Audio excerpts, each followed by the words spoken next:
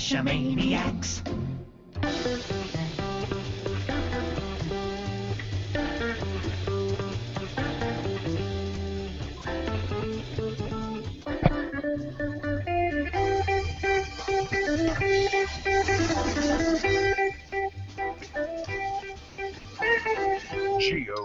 GeoGearHeads. Welcome to episode 225 of the GeoGearHeads.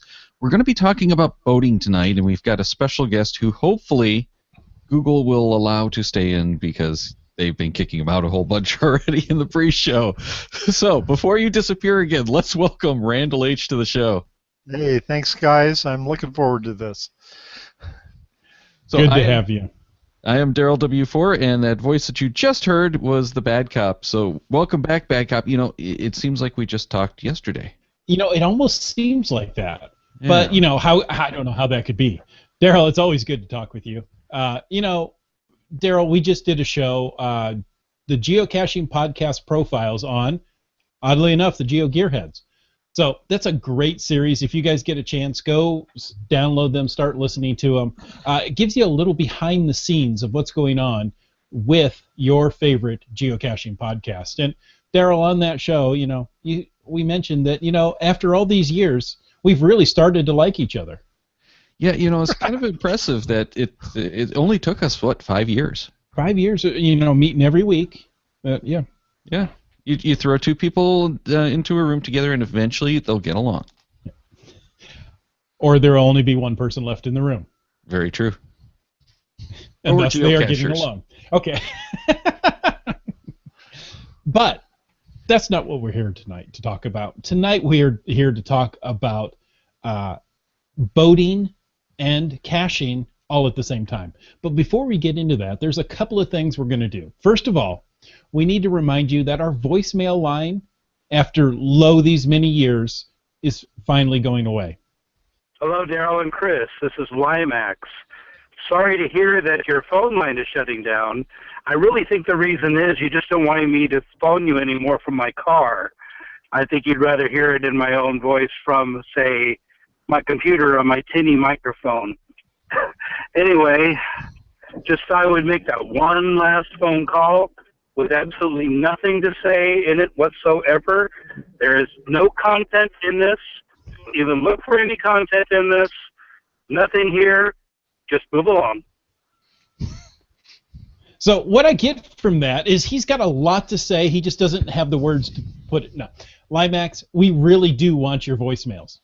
And maybe the car isn't the safest place that you should be submitting them. We really want you to pay attention so that you can get home and get in front of that tinny microphone on the computer. Maybe that would be better. You know, we are still looking for another service to fill in for the closing K7 service, but the options just don't look good right now. So stay tuned, Limax. We're still on the hunt. Well, we also have another winner in the reviews drawing. This week, it's ZB007, who wrote on iTunes. Since I first started listening shortly after the last block party, this has become a must-listen podcast each week. Some of my old favorites are piling up on my phone as a result. A great source of geocaching news and tech tips. My only complaint, in some episodes, the bad cop fails to provide a really groaner pun or joke. Of course, that's why I really tune in. You see, ZB70 or 007, thank you. Your check is in the mail. No, we really appreciate it. So ZB007, is that like Zane Bond? 007? That's kind of what I'm thinking. Bond. Zane Bond. But that's not his caching name or her caching name. No, that's the iTunes name. Right. Yeah. I couldn't come up with any cross match, so, you know. Oh. We're kind of at a loss for who this actually is. ZB007, since you listen to us every week, make sure you email us so that we can connect with you and get you one of those trackable tags. And I'll do my best to get a groaner pun in there every week.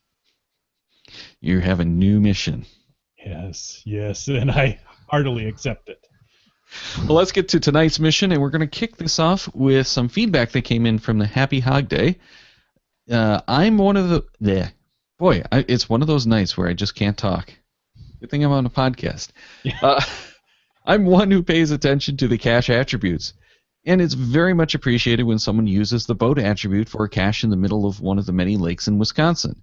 This gives me a chance to have those caches removed from my pocket queries as I don't own a boat. However, I noticed that there are a few caches that have the boat attribute just because they're near a marina or other boat slip, but there's also a dry land route to the cache. I noticed this only because I removed the boat attribute ones I exclude from my pocket queries this past winter. I'm sure Daryl knows how the winters are in the Great Lakes. Yes, I do. How I interpret this attribute is you absolutely need a boat to get to the cache, but now I see others don't quite think of it this way. Well, that's the beauty and the pain of geocaching is people are going to interpret the attributes in their own way. If you could be on a boat, now I live on the coast, so there's lots of marinas, and if there's a geocache near a marina, I would definitely put a boat attribute there because you could come in by boat if you happen to be coming there anyway. So on the geocaching.com site under attribute icons, it's listing simply titled is boat under the equipment required or not required. So, it kind of throws you off. Is it, is it needed? It's nice. It's like throwing in parking if there's a parking lot nearby. Well, yeah, I see this as it's the equipment required or not required section. It's not the accessible section like for dogs. Well, you're right there. So I'm thinking that really should be for just the boat-only accessible caches.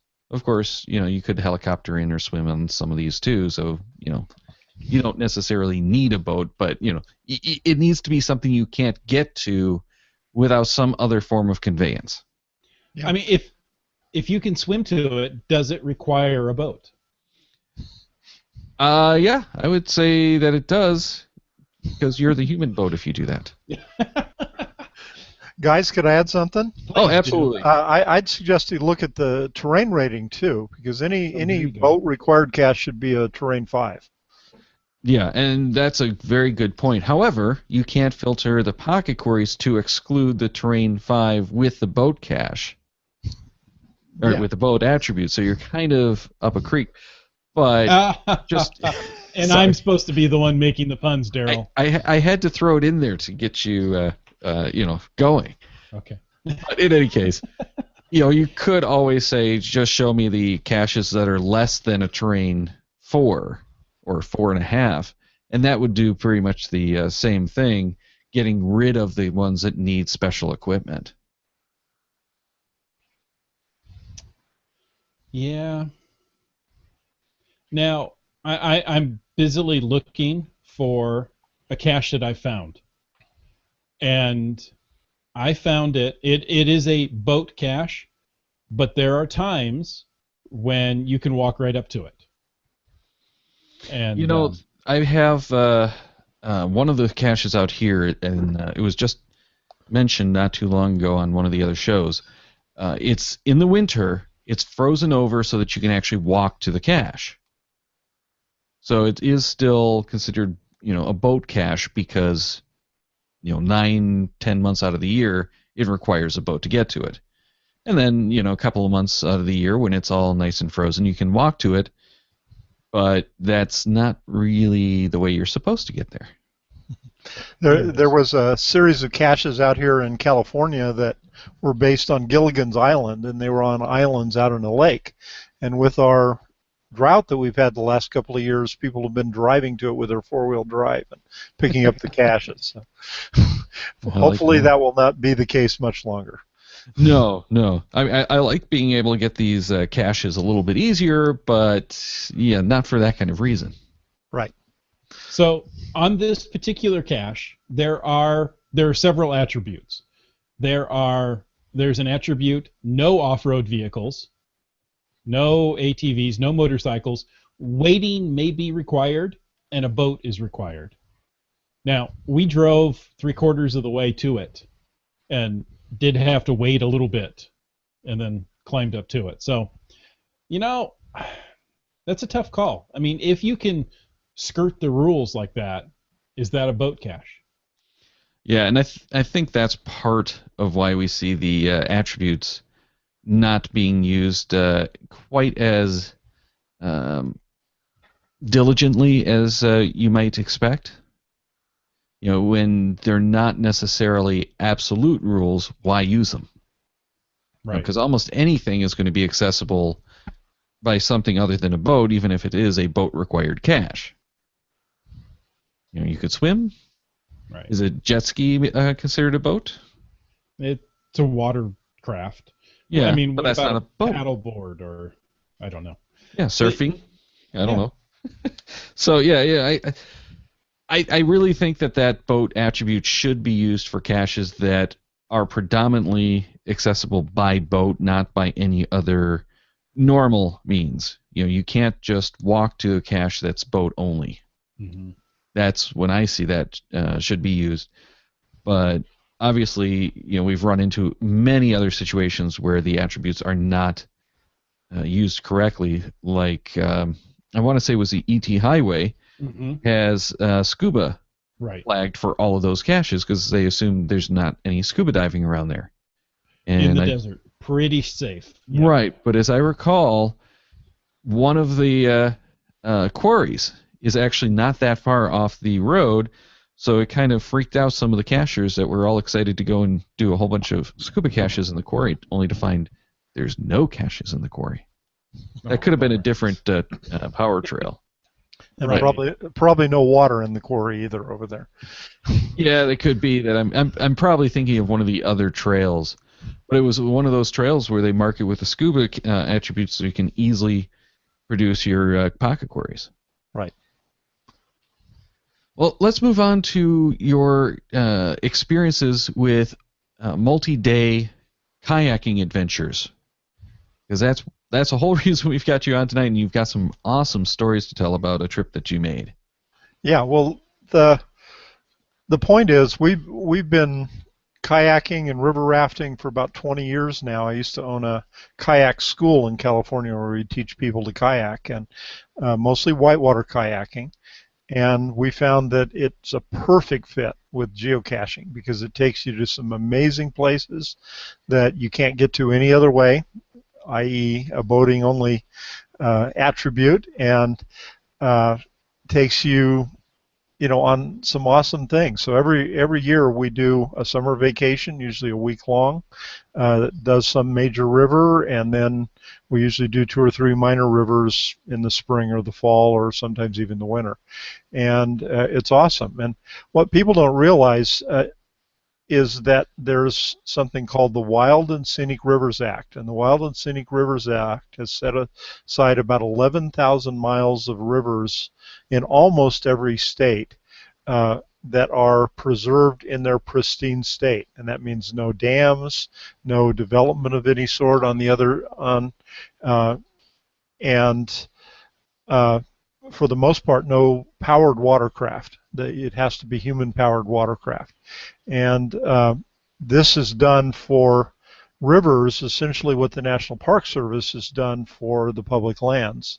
National Geographic calls that the national parks America's best idea, and I'm not sure I disagree with that. But this does the same thing.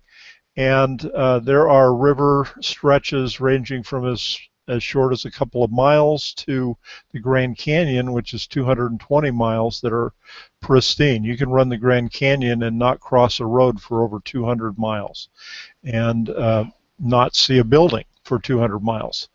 And other rivers, particularly in the west, are hundreds of miles long or over 100 miles long. So it's a pretty amazing way to travel and to see some things that you can't see any other way. Excellent. And one of the things we talked about in some of the pre-conversations here were these things called water trails, and those sound just absolutely amazing. So let's start off with giving people background on what a water trail is, and maybe talk about a couple of them that you really like. Yeah, water trails are cool. They're similar to the same thing that trails like the Appalachian Trail or the John Muir Trail does on the West Coast, or the Continental Divide Trail. They're a path, but in this case it's through the water, that takes you to a series of camping spots, so you can do a multi-day trip, stopping each night at a spot to camp. And the two that I've done are Lake Tahoe. Lake Tahoe is about 76 miles around, and so people do it usually in a week or 10 days even, and stop each night and camp. And there's probably 100 geocaches that you can find either on the shore, offshore, underwater, or close to the shore along that path that you can follow. And it's an amazing place. Lake Tahoe is just the most amazing clear water that you can imagine. You can easily be floating over 100 feet deep water and see fish on the bottom. One of the really cool things about Lake Tahoe, and a friend of mine helped make this happen, Mark Twain camped on Lake Tahoe when he was in his Nevada stage. He wrote the book Roughing It while he was out here, and he actually found a rock that he used. It's a round rock about 8 feet in diameter with a mostly flat top, and people have been arguing about whether that really existed and where it was. Well, we found it, and we put a geocache there, and it's called the Faro table because Mark Twain actually played Faro, which is a gambling game, on that rock. And we've in the cache description, we've requested that people who find the cache bring a deck of cards and lay them out on the table and take a photo there. But that's part of that water trail, or part of on that water trail. Another water trail we've done is the Lower Colorado below Hoover Dam. And this is basically still water. The water moves at about 2 miles an hour, so we put in 12 miles below Hoover Dam and paddle up to the dam.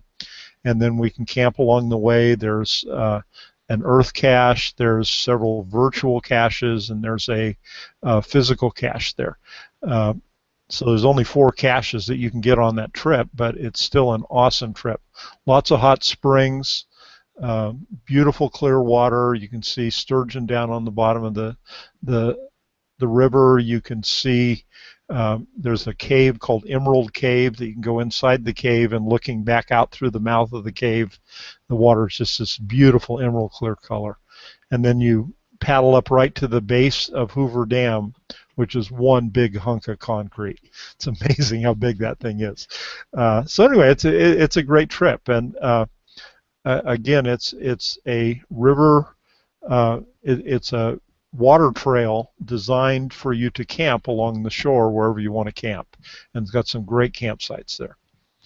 That really makes it an interesting trip if you can do it with the camping right along the river and everything. But I'm surprised they let you get that close to the dam. Well, they've got a boom there that only lets you get within a couple hundred yards of the dam. And we speculate that if you were to cross the boom, they might have snipers or something to That wouldn't surprise me in this day and age. Who knows? But yeah, I was going to say they're a little protective of infrastructure like that.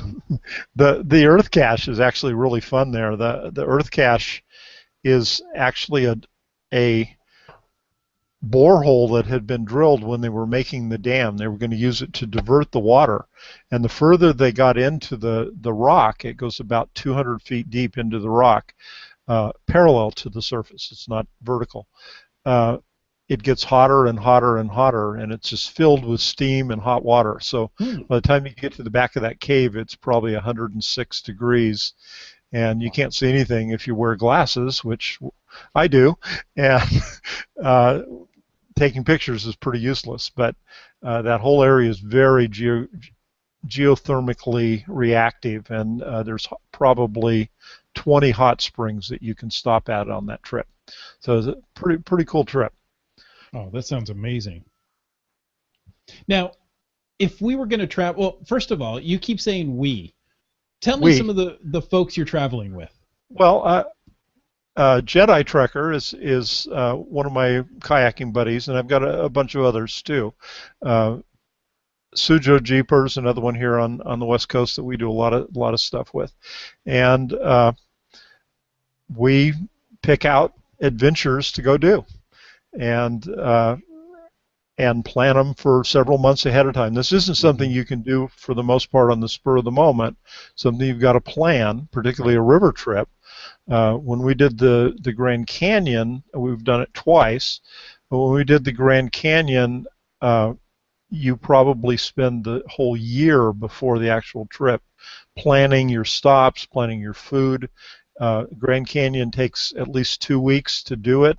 And when and let me explain too. There's two ways you can do these things. One way it would be to do it commercially, so you'd pay somebody to take you down the river. Well, you could do that next week. You could call up an outfitter and say, "Hey, I want to go down the Grand Canyon," and he would say, "Take out your checkbook, and we'll see you here." But if you want to do it the way we do it, which is a self-guided trip, it's a lot harder. In the case of the Grand Canyon, it took us 17 years to get a permit, because the permit is a lottery process that takes you less than 1% chance of getting it in any given year. And so we had us, our wives, our kids, everybody who was old enough to apply for a permit applying for a permit, and we finally got one. But it's not easy to get these permits. And so anyway, there's a group of us that do it. And when it comes to rafting, which is what we do a lot of, we have a co-op, a group of us who all own rafts, and then we loan them to each other. So if my friend Brian wants to go out on a rafting trip, he borrows my raft and 2 or 3 other people's rafts, and he's got 6 rafts in his group. And so, that makes it manageable cost-wise, because a fully outfitted raft can be $8,000 to $10,000 to fully outfit a raft. And let me just explain what I talk about as a raft. These are whitewater rafts. They're designed specifically for whitewater. They're not something you can buy at Kmart or Walmart. And the raft itself can be $3,000 to $5,000 just for the raft. They're all controlled by one guy who sits in the middle of the raft in one seat with 2 big long oars, and oars are different than paddles. Paddles you hold in your hand. An oar is mounted to the boat. So these have 2 long oars that stick out on both sides of the boat and give you an amazing amount of control for a boat. And just by comparison, for example, when we do the Grand Canyon, we used 18-foot rafts. They probably hold as much as a 3/4 ton pickup in terms of gear. Wow. And so when you take a 2-week trip, you've got to carry in all your food, and you got to carry out all your refuse, including human refuse. And so it doesn't really get much lighter as you go along. You're just moving it from the ice box to what we call the groover. The groover is called a groover because it's a large ammo box, and before they had toilet seats, you'd sit on it. It would leave parallel grooves to your existing groove. So anyway, and typically when we do a rafting trip like this, we use what we call a mothership concept. All my kids are really good kayakers, and I love to kayak, and but more often than not, Dad runs the raft, and they're all in kayaks, and I carry all the gear for the group. And then each night we stop and set up a camp and camp, and we stop along the way whenever there's a geocache and grab it. So, that's kind of the pattern that we use when we do a river trip. I like that idea. This is something I want to do. Now, you're invited. Oh, well, thank you. Out of all the or I'll come to Washington. You've got some awesome rivers up there. Yes, we do. I can tell you tales of whitewater rafting when I was young and I thought I was indestructible. Yeah. I could show you scars. Yeah, exactly. Of all the water trails or rivers you've gone on, what would be a good one for a beginner? I'm not an expert kayaker by any stretch of the imagination, but it's something I want to do. What would be a good starter river or trail for me? All rivers have a rating, and that rating rates from 1 to 5 or 1 to 6. 6 is insanity, only stupid people or people who have a death wish do it. But 1 through 5 are what sane people do, and a 1 just means slowly moving water, easily done. A 2 has maybe a few rapids, a few bends. 3 starts getting serious. 4 is quite serious. And 5 is you really need to know what you're doing to attempt a 5. So, for example, the Grand Canyon only has 2 Class 5 rapids on it, Crystal and Lava Falls, but lots of Class 4s. So you've got to be pretty good to do that. But there's a lot of rivers, particularly up your way. One that we love is the John Day River. John Day River flows north. It's up behind the Cascades. It runs parallel to the Deschutes River and goes into the Columbia River near, what's the town name for the shirts people wear? Starts with an M. Anyway, it goes into the Columbia River up through there. And it doesn't have anything on it harder than Class 2. But it's a 72-mile trip. You won't see much civilization at all. And you can, if you're a fisherman, catch a 10-inch smallmouth bass every cast, which is a blast. Just every single cast. And none of them are very big, but they fight like anything. It's fun. So anyway, and there are books that describe all the different whitewater runs, and that's a real easy one. If you had somebody with you that knew what they were doing, the Rogue River in Southern Oregon is an awesome river. It's kind of what we consider our home river. I think I've run that one 15 times, and it's got some great caches on it. A couple of them placed by me that are amazing caches. Has the best camping spot I've ever seen. It's got a camping spot called Horseshoe Bend. And what that is the Rogue River comes out of Crater Lake and flows into the ocean at Gold Beach, which is in Southern Oregon. And it's carved its way through the Siskiyou Mountains, which are basalt.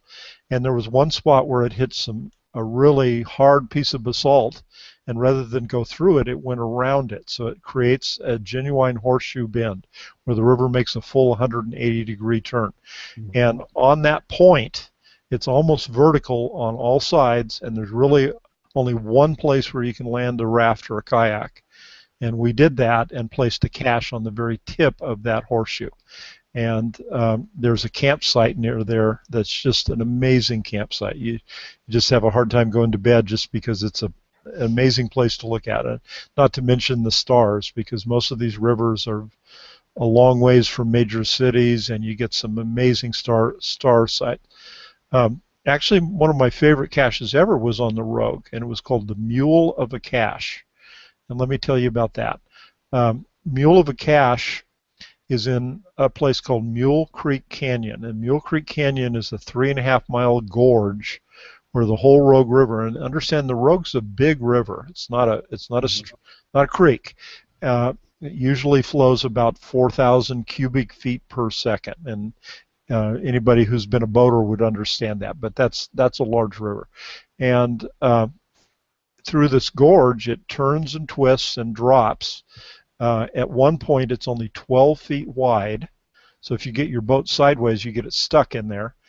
And they say, and I have no way to confirm this is true, that it's 150 feet deep at that spot. So basically, it squeezes through a very thin, deep spot, and the river does crazy stuff in there. There's one section called the Coffee Pot, and the Coffee Pot is just percolating. And whenever we go through it, we always have a contest to see who can have the fewest bumps against the side, because the river just pushes your boat all kinds of directions. So anyway, somebody in 2004 placed a cache in Mule Creek Canyon in a spot that you could pull out, which there aren't very many of those. And to make it more challenging, it's steep enough that GPS receivers don't work in there. So once you get in there, you lose your reception.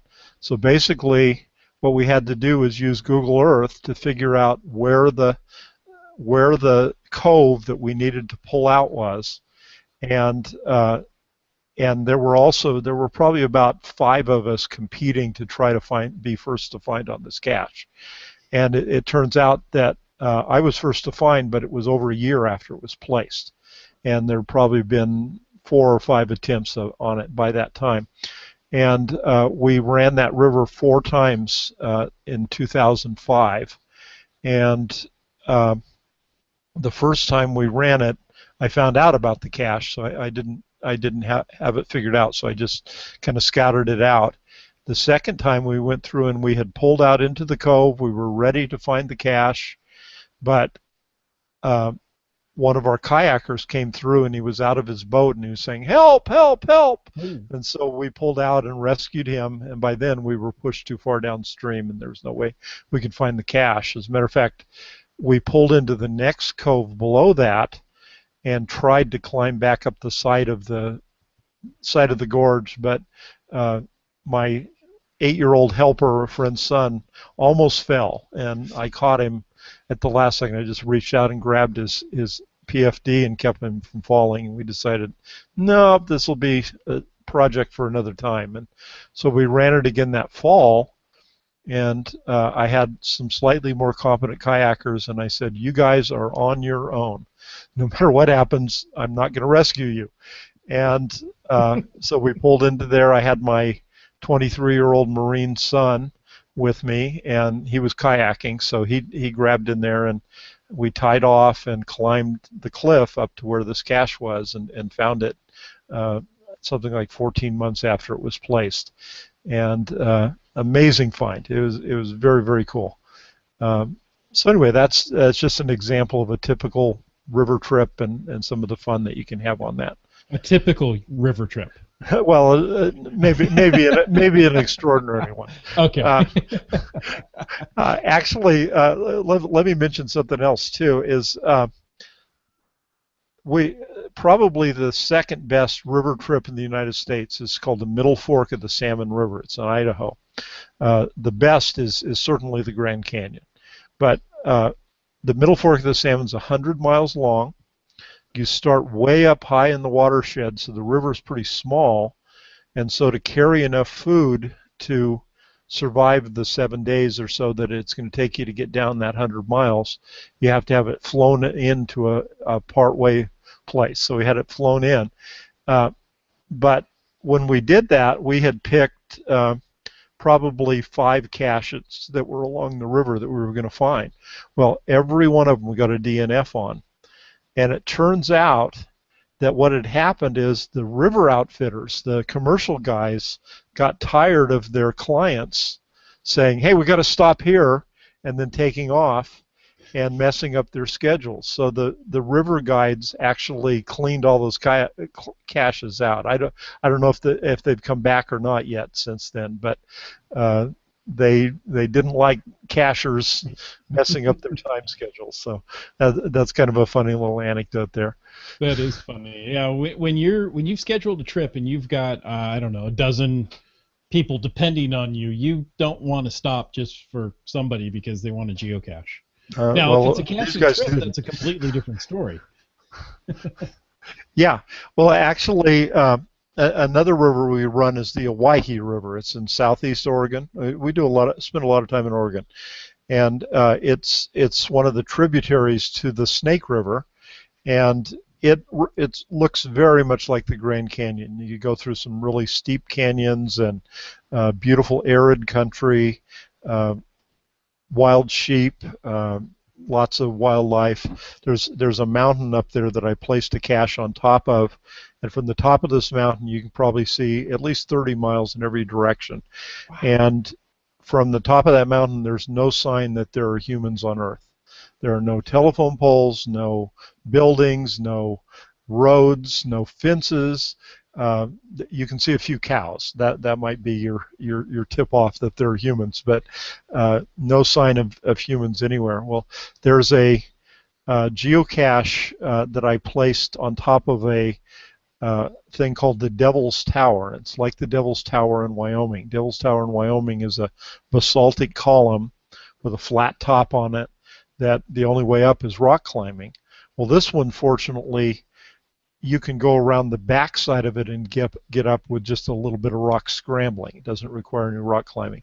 Well, we placed a cache there, and it was 2 years after I placed it before anyone found it. Wow. And the ones who found it was somebody on a commercial trip who talked their raft guide into going up with them. And in the cache description, we'd put a rat in there, a really cool rubber rat, and we said, please don't take the rat. Well, the raft guide took the rat, so because they hadn't read the cache description. So anyway, but that was fine.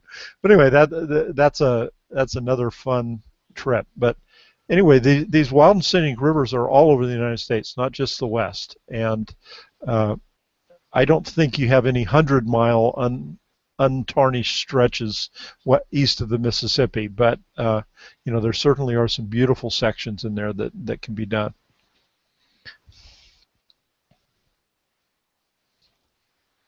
Daryl? Oh, I was going to just note that you had a DNF that you said was kind of fun. Oh, well, actually, this is fun. Up in the Sierras, there's a cacher by the name of Granite Man who does a lot of boating. He boats with us too, and he had placed a cache at the top of what's called Upper Bear Reservoir on an island, and it was a mystery cache that you had to calculate the coordinates for, and he didn't have a checker, so we had to guess where it was. And this cache is in the second of two lakes. You have to put in on the lower lake and kayak all the way to the top of the lake, and then portage your boat to the upper lake, and then kayak into the upper lake. And normally that portage is only a couple hundred yards long, but with the drought, and it was a big drought year, there was about what we call a bathtub ring in that lower lake of about 50 feet. And we ended up portaging the boats almost probably over half a mile to get up to that upper lake. And then we spent 2 hours going through that island looking for that cache, and we never did find it. But we did get a first to find up there and some other caches. Found probably 8 caches that day along that lake. But that portage made that pretty amazing trip. It was very cool. You found that almost exactly a year ago today. Yeah, it was. Or we didn't find it a year ago. It didn't, right. You were there. And we're convinced it's not there, but Ken, Granite Man, says, oh, it's got to be there. And so, because it's not a place where a lot of muggles are going to wander past it. Well, no, it's been, I just happened to look. It was placed in 2010. It only has 12 finds on it in the last 6 years. So yeah. Not a lot of people are getting out there. Yeah, well, if you're a lonely cache finder, there's a site called the Lonely Cache Project that gives you points for finding caches that are seldom found. This kind of boating caching is the way to go because there are caches that hardly ever get found.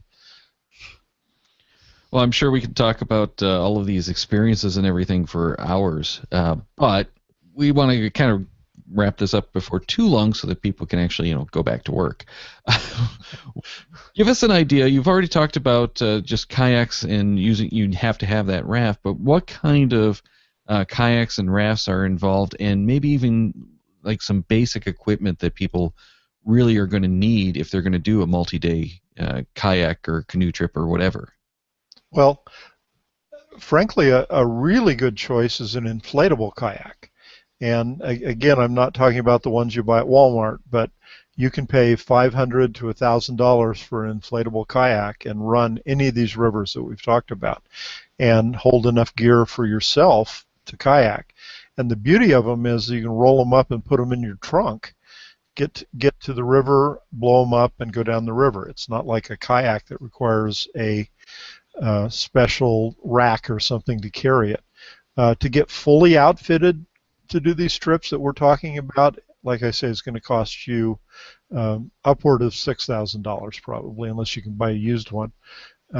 And the way to go is what we talked about, is get a co-op going. Find a group of guys or a group of people that are willing to all invest and buy some equipment between you, and that's the way to do it. Or frankly, commercial is, I personally choose not to do it because I don't have to, but commercial is not a bad way to go either. I mean, the commercial guys know the river. It's a safe way to go.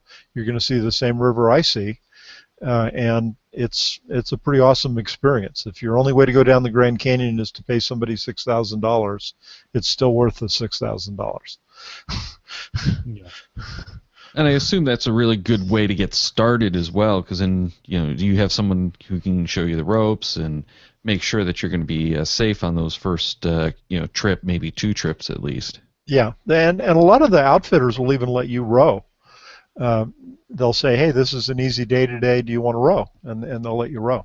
So that's pretty cool. But it's a skill you can pick up. When we left, we used to live in California when we owned our kayak school, and I knew what I was doing, but I came over here and had a group of guys that wanted to learn, and in the course of 3 or 4 years, they all became good enough to run the Grand Canyon. And that includes Class 5, and no spills in the group at all. So, it's a skill you got to learn, but you can do it. And there's a lot of good books on it. YouTube has it. Lots of information on the skills you're going to need. Mm-hmm. All right, that's also just amazing sounding stuff. Is there any other resource that you'd want to point people to before we take off? American Whitewater Association, AWA.org, or AmericanWhitewater.org is a great resource.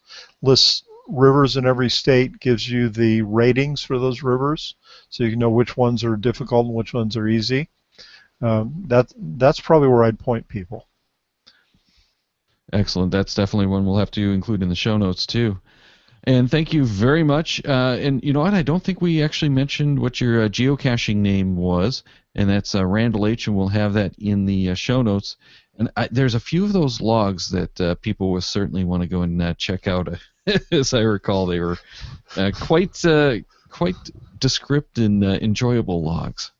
Well, good. Thank you. Yeah, I got my geocaching name before I knew that I needed to be cute. So I just used the same name I'd been using on the internet for a long time. You're not the only one. Yeah. All right. Well, thank you very much for joining us. Thank you, guys.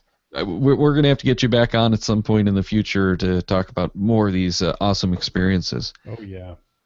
But we mentioned earlier in the show that we have been working on that geocaching podcast profile series, and that GeoGearHeads episode that we recorded, Michael Miller actually interviewed Chris and I. That's live just before the show, and all of this is going to be linked to from a page at GeoGearHeads.com. So you can head over to there, and we'll have a link to it in the show notes as well. All of it, like all of our bonus material, is on the Patreon site. Whether you're a paid patron or just someone who's browsing over there, you can get to all of this great content in the geocaching podcast profile series. Find out more about your favorite geocaching podcasts, and maybe some of those that aren't necessarily your favorite geocaching podcasts as well. So go ahead. I wouldn't know what those are, Daryl. Yeah, aren't all geocaching podcasts your favorite? Yes, exactly. Right. Doesn't really matter. They're geocaching. It's got to be a favorite. Exactly. So go ahead and check out that whole series. Hopefully you'll get some great information. But we're not going to clutter up the feed by putting all of that stuff in there. We are going to have a show on podcasting coming up where we're going to try to peer pressure one of our listeners into creating her own show. Yeah, and that's why people don't want to come on our show. No, no, not at all. Excuse me. Now, last week, I told you about, are you ready? Question 228. This is your chance to get entered into a drawing that gets you a chance to win a WWFM 13 GeoCoin from coinsandpins.com. So, send an email to geogearheads@cachemaniacs.com with the title Question 228 and your question or comment about podcasting to enter the drawing. In the body, make sure to include your geocaching.com screen name along with your entry. And that's all it takes to get you entered in the drawing. But wait, there's more. Now how much would you pay? See, I do this one almost every week, Daryl. You got to get me off of this. As we've been doing all year long, if you share your entry in your own voice, you get not one, but 2 entries. That's two entries into this drawing. So record that audio file, email it to geogearheads@cacheamaniacs.com, and don't forget the deadline to have those entries in is May 10th, 2016 at 6 p.m. Pacific. Yeah, we already got one entry, but you know what? I think there's some good concepts coming up here, and especially with my little teaser about teasing someone that they need to open their own show. But next week is going to be a randomized show, which means there's going to be a live prize as well. So DeBear is going to be on for that episode. Make sure to get in your feedback, your comments, your questions, but better yet, join us live, and you'll have a chance to win a cool prize. Then, the following week, May 5th, Rock Chalk is going to be back, and we're going to get some insights into geocaching.com, and I'm sure we're going to be talking a whole bunch about the return of challenge caches. Mm-hmm. So make sure to join us for that one. Now, May 12th is that episode on podcasting, and we're going to have DeBear, we're going to have Land Monkey, and Shermanator18 on the show. So, get your comments in on that one, because that could get you a prize, as well as having a chance to maybe hound some of our guests, or even Chris and myself. They do that anyway. They do. Send those comments in anytime. But not for a prize. Not for a prize, right? Then on the 19th, we're going to be doing yet another randomized show. And, this one's going to be right after Google I.O. So I'm kind of hoping we're going to have some cool stuff to talk about from that event. Yeah, that'll be nice. But until then, check the Cacheamaniacs website at cacheamaniacs.com for more on the GeoGearHeads, including show notes from this and all of our episodes. Don't forget that we love hearing from our listeners, so leave us feedback by by emailing geogearheads@cacheamaniacs.com or through social media. Your support keeps the Cacheamaniac shows coming. Please consider becoming a patron through the link on our website to support the Cacheamaniac shows. GeoGearHeads is produced by Chris Umfenauer and Daryl Wattenberg. The show's copyright 2016 by Daryl Wattenberg. All rights reserved.